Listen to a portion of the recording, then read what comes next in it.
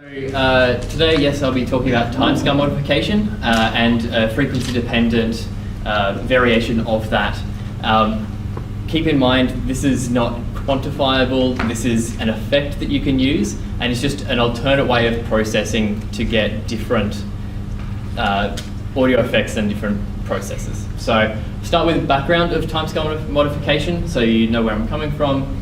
I'll talk about the method, the testing that I've done, results, the implementation, and then I have some audio examples with visual examples that go along with those. So hopefully we get the audio to work from here to there.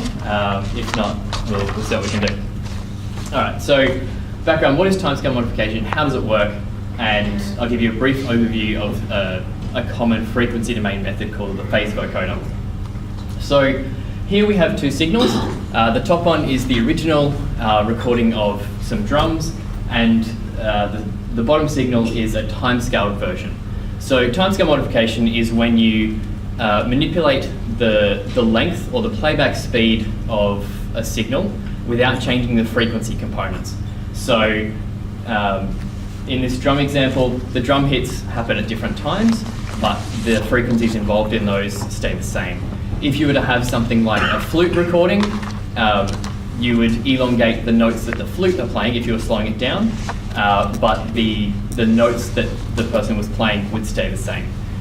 You can't simply do interpolation to do this, because you'll end up changing the pitch.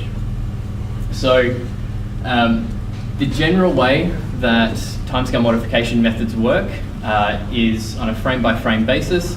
And you manipulate the ratio between the analysis shift and the synthesis shift. So we start from the time domain, we apply windowing and with framing, and with frequency domain methods, we compute the magnitude and phase spectrums.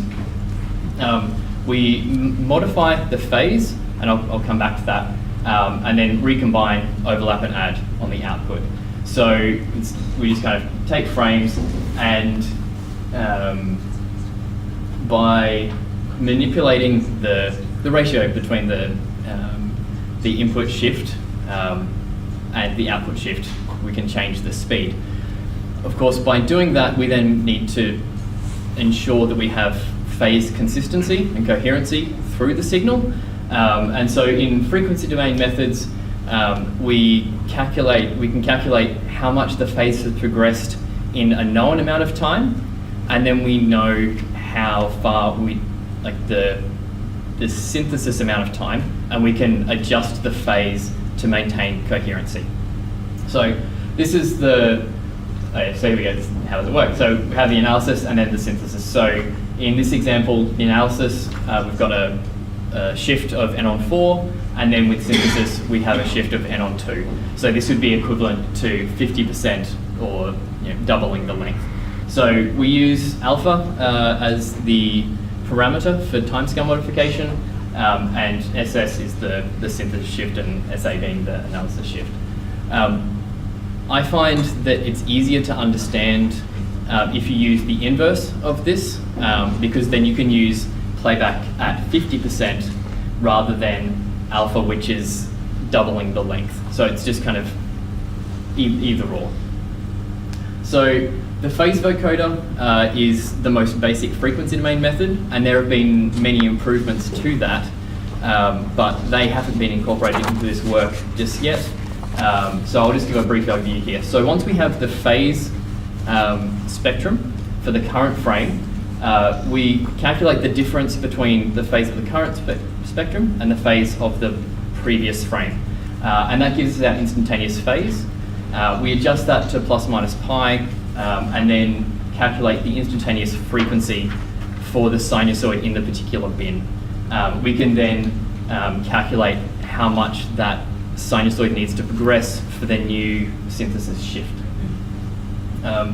So with my method, I was thinking about this process, and all of the bins have the same timescale applied. So we have the same analysis shift and the same synthesis shift for all of the bins. And my thought was, I wonder what it would sound like if it didn't.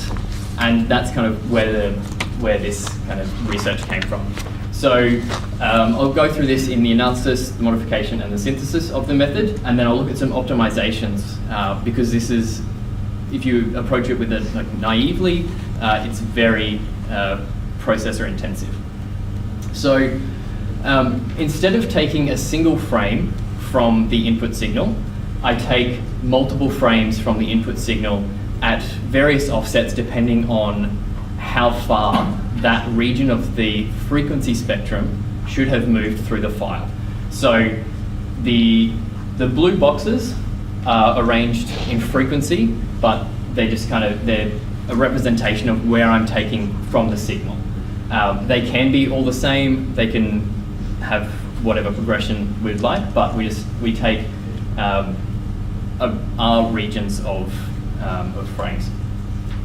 So we take each of those individual regions and compute the short-time Fourier transform, and then combine those into a 2D array of frequency frames. We can then take the single, or the section of each frequency range for each of those regions that applies to wherever that region is in the frequency domain, and concatenate those into a single frequency domain composite frame. From this point, the phase vocoder works as a standard phase vocoder. So the only slide with real equations. So the top one is calculating the instantaneous phase, and then we get the principal argument of that, so between negative pi and pi, and then computing the instantaneous frequency, and then the output phase. The changes that need to be made, because we have multiple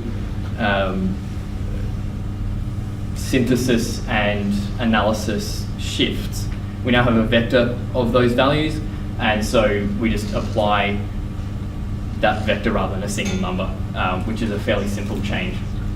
So after that, we reconstruct the complex frequency frame by combining it with the original magnitude of the composite frame, transform back to the time domain, and overlap and add the resulting frame with the output signal.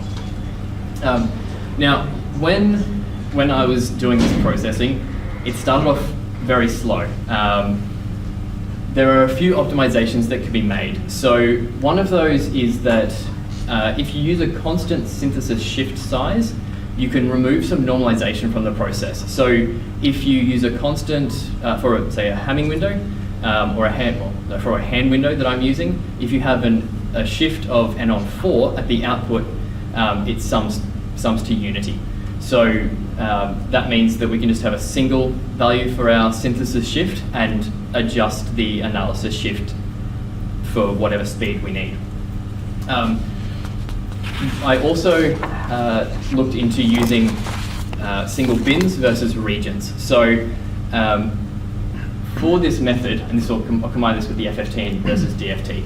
So with a DFT, the complexity is the order of n squared, whereas the FFT is of the order of n log n. However, because I'm doing up to n fast Fourier transforms, or n DFTs, the method requires n cubed for the direct method to compute everything, or n squared log n if I was doing an FFT of everything.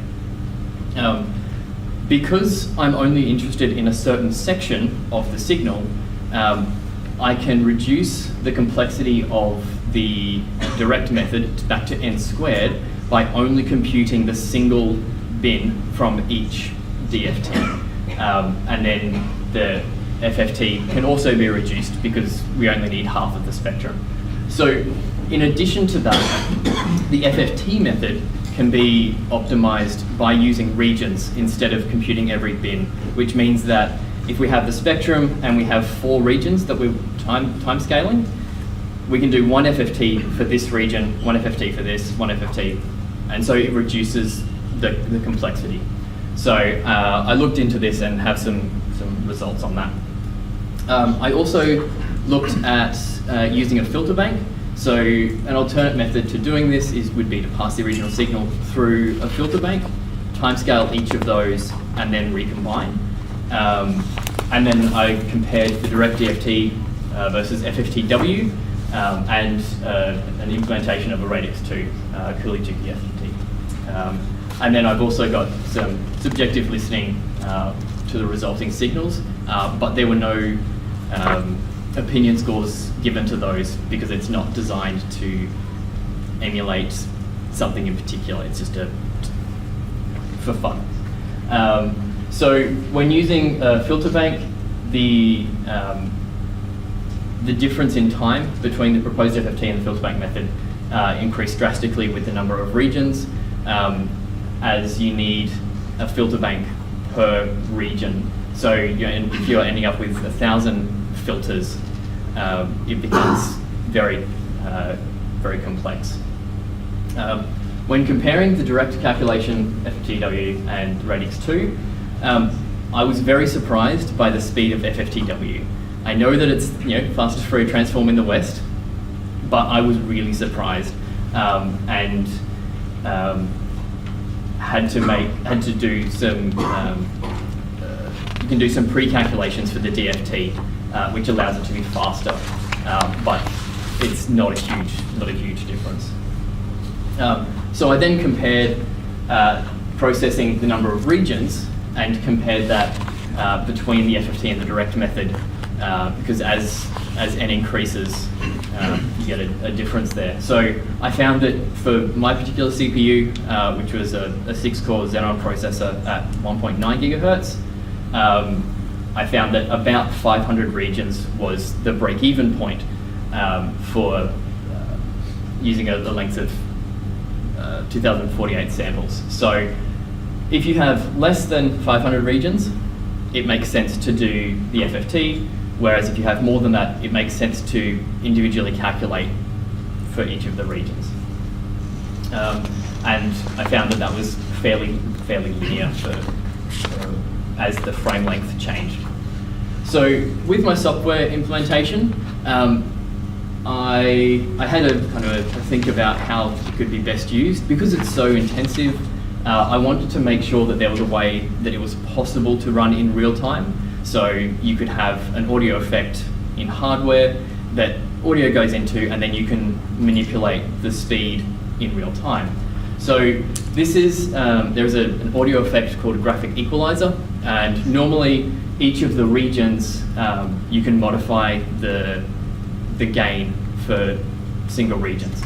I kind of took that idea and created this GUI for the algorithm, which allows you to timescale 10 regions in octaves, so doubling the frequency from 50% to 200%.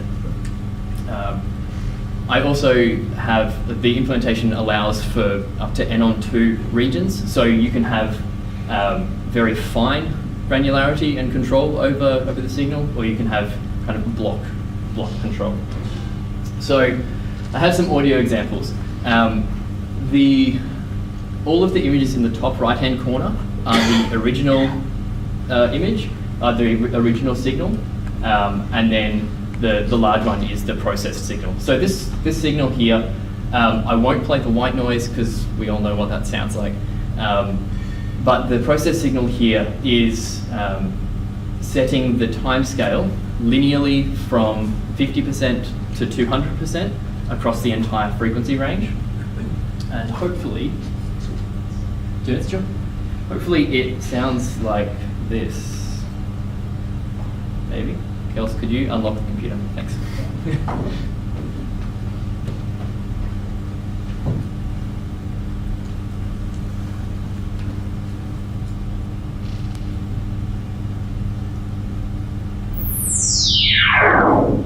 So you can take what would be white noise and create a chirp-like sound. I started using white noise burst because it gives really nice, clear images. I don't expect people would use white noise into this system, but it just is an option. So Next, we have this. So this is 1,025 regions at random, and then we've got a single bin which has been time stretched at 20% to kind of make it appear or make it stretch further than the others.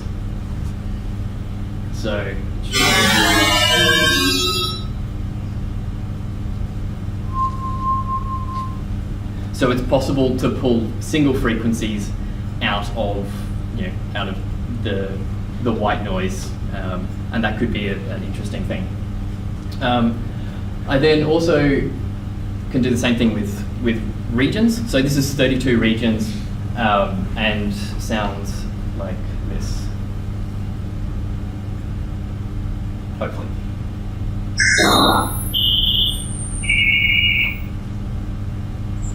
So it's just kind of it's less chaotic, and there's just kind of bigger regions. Moving on to some real signals. This is a spectrogram of me saying I am sitting in a room, and so I'll play the original and then I'll play the time stretched, which is these regions at 100% and then this at 90%. It's the end of the previous one.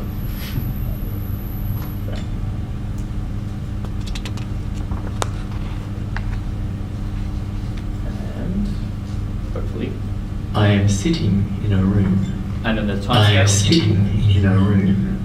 And so you can get this like double voice kind of effect. So I'll play that I again. am sitting in a room. I am sitting in a room. And so you can kind of stretch different sections. The final audio example that I've got here, this is a bit of synthesized pop music, and I've scaled the lower bands to 50% and left the higher bands at 100%. The original.